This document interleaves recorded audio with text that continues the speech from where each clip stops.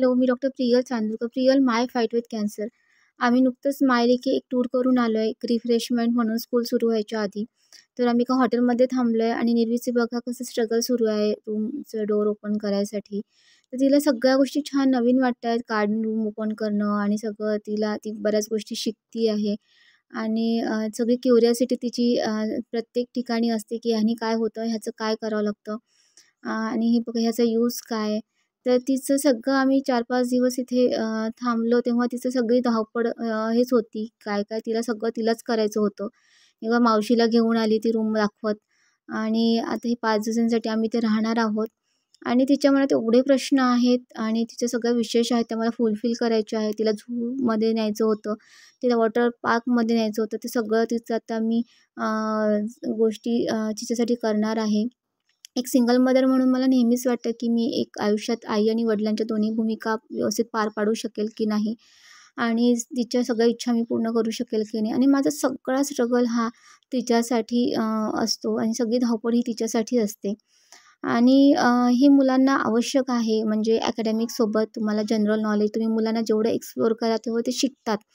तर हाही माझा एक दृष्टिकोन असतो की तिला कुठे बाहेर घेऊन जाताना मी कधीच एकटी जात नाही कुठे जायचं असलं तर. तर तिला पण सोबत घेऊन जाते आणि तिला पण सगळ्या गोष्टी मी शिकवत असते. इनफॅक्ट मी हॉस्पिटलला बऱ्याच वेळा घेऊन जाते तिला. बँकेमध्ये सुद्धा मी तिला घेऊन गेलेली आहे, की कसं असतं सगळ्या गोष्टी.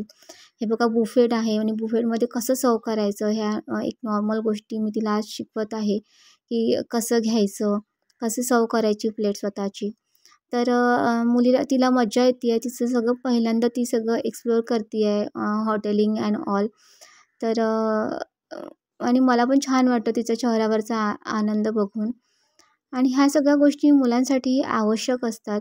कधीतरी आपण एक त्यांना एक ब्रेक द्यायला पाहिजे वर्षातून एकदा का होईना.